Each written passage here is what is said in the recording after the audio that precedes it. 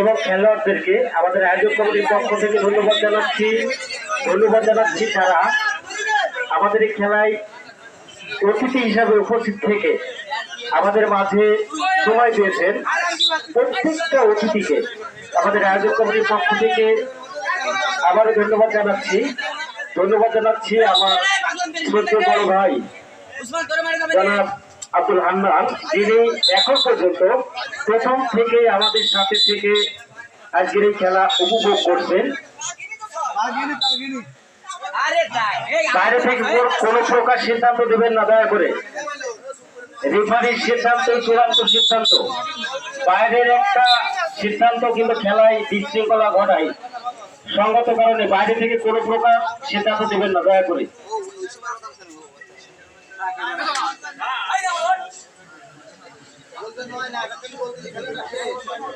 ধন্যবাদ জানাবো আমার ছোট ভাই মোস্তাফিজুর রহমান, যিনি প্রত্যেকটা আয়োজনের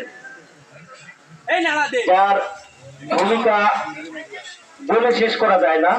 আমি অন্তর থেকে ধন্যবাদ জানাই তার এই যে যুবক সম্প্রদায় যারা আছে বা যুব সমাজকে তিনি একটা ইউনিটের মধ্যে সীমাবদ্ধ রাখতে সক্ষম হয়েছে।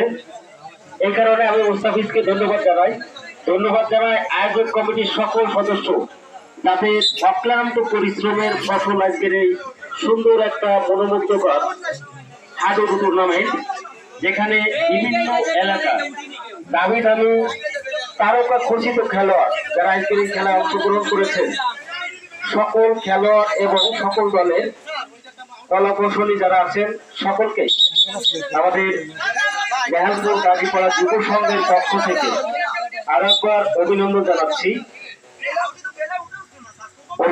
জানাবো।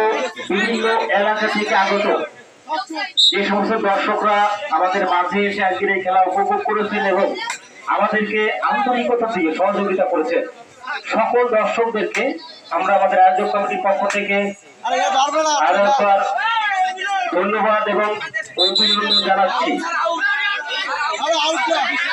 আমি আবারও বলছি, বাইরে থেকে কোনো সিদ্ধান্ত দিবেন না। আমাদের রেফারি কিন্তু অত্যন্ত তীক্ষ্ণ দৃষ্টি দিয়ে খেলা পরিচালনা করছেন, সঙ্গত কারণে বাইরে থেকে কোনো প্রকার সিদ্ধান্ত দেবেন না।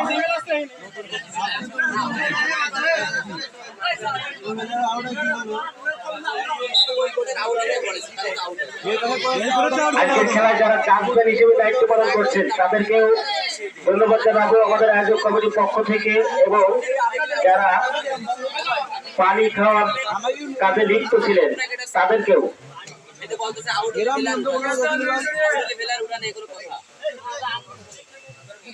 আয়োজক কমিটির অন্যতম সদস্য মুস্তাকিল, আমার ছোট ভাই, তাকে আমি অন্তর থেকে ধন্যবাদ জানাচ্ছি। এমন একটা সুন্দর আয়োজন করে শত শত দর্শকের মনের খোরাক মেটাতে সক্ষম হয়েছে মুস্তাকিল সহ আয়োজক কমিটির যারা ছিল সকলকে। আসলে সকলের নাম বলা সম্ভব না, সকলকে আমি অন্তর থেকে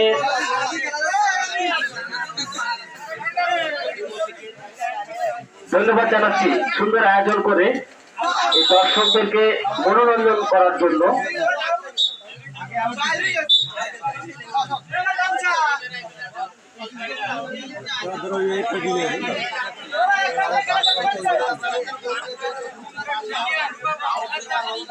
আসলে হাডুডু খেলা যে কত জনপ্রিয় খেলা, এই বৃষ্টি উপেক্ষা করে যারা এখন পর্যন্ত মাঠের চতুর্পাশে একেবারে শীতের কাছের মতো প্রাণপণ দিয়ে আজকের খেলা উপভোগ করছেন,